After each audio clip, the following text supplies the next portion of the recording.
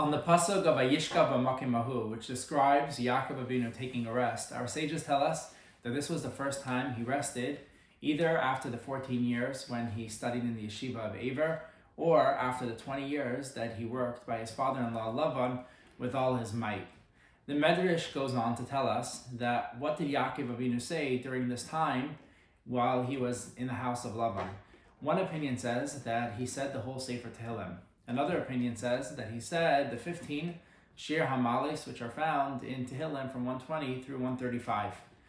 So the question of the Medrash, what was Yaakov Avinu saying, means what was giving him strength during this time that he should be able to stand through all the darkness that he was experiencing in the place of Haran by his father-in-law Lavan.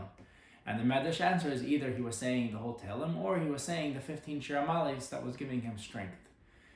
Regarding saying the whole Tehillim, we can understand why that's important. We know that David HaMelech requested by Hashem that the saying of Tehillim should bring merit, as if an individual was studying Ahalim and Negais, which are very deep parts of Torah, and therefore saying the whole Tehillim would elicit tremendous blessing for Yaakov Avinu. But what was it about the 15 Shir Hamales that Yaakov Avinu was saying in the house of Lavan that was giving him strength? So the Chidah writes that the 15 Shir Hamales represent the 15 years that the three Aves, they lived together in this world. Abraham Avinu was 100 when he gave birth to Yitzchak. Yitzchak was 60 when he gave birth to Yaakov, and Yaakov and Abraham Avinu passed away at 175, which gave them each 15 years living together in this world. And therefore, when Yaakov Avinu was saying the 15 Shir Hamalis, it corresponded to the 15 years that they lived together, his father Yitzchak and Abraham, and thereby it evoked a lot of merit for him that he should be able to stay strong in the face of all the darkness he was experiencing in the house of Lavan. And what the three Aves, what they represent, are the three midas of love, fear, and compassion. Abraham Avinu was love, loving Hashem. Yitzchak was referred to as someone who feared Hashem, and Yaakov was the attribute of compassion.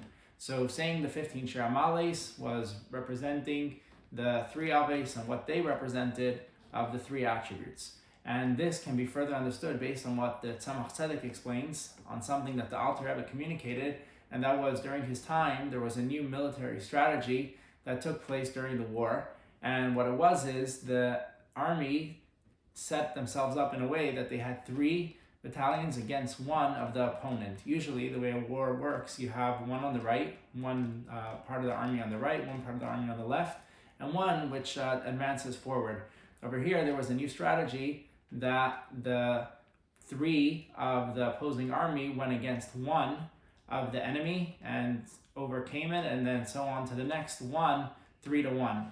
And the idea in the spiritual sense is that when there's a negative attribute or a negative influence, the way to conquer it is through evoking the three emotions of love, fear, and compassion, and thereby you are successful in defeating any negativity. And that's what Yaakov Avinu did by having the merit of his father and his grandfather to help him stand against any negativity he was facing in the house of Lavan. So therefore, he was saying the 15 Shir Hamalis. Now the question is, the first of the Shir Hamalis means it's a song of ascents. Yaakov was in a very dark place. So how is it possible that he was experiencing song? He was experiencing joy when he was by a place of such negativity. So we can explain as follows, that every single person does not want to be tested by Hashem. In fact, we ask Hashem not to test us. We would rather always have the peace of mind and be in a place where there's no obstacles and no adversaries and no types of tests, and we just have a beautiful, calm relationship with Hashem. But nevertheless, Hashem orchestrates from above that individuals sometimes should be tested. And the reason being is that a person can only reach a certain level of elevation and a certain level of refinement and a certain level of advancement through withstanding the test that he experiences. So Yaakov Avinu understood that even in the place of darkness that he was, away from his element of holiness, which he was accustomed to, Hashem was putting him in that place in order that he should come out much more prosperous and much more successful in a way that he could not have reached if he wasn't put in this dark situation. And therefore, even in the negativity, he knew that he was in a place that was going to bring him to a much higher place in his connection to Hashem and his position in the world, and therefore it gave him strength. Chassidus says on the pasuk of Me'ayin Vayeitzei, which is part of the Shir Males, that it's not only a question of from where is my strength going to come, but in fact it's Me'ayin, from the level of ayin, which is a level that's beyond reason and beyond logic, something that we can't relate to. That's where Hashem sends his salvation from. So Yaakov Avinu was joyous knowing that his salvation is going to come from Hashem, from this place that's beyond logic and beyond reason, just through standing strong in his commitment and his faith to Hashem. And the lesson for all of us in the time of exile is the same, that we all are faced with various obstacles and various negativities and various darknesses.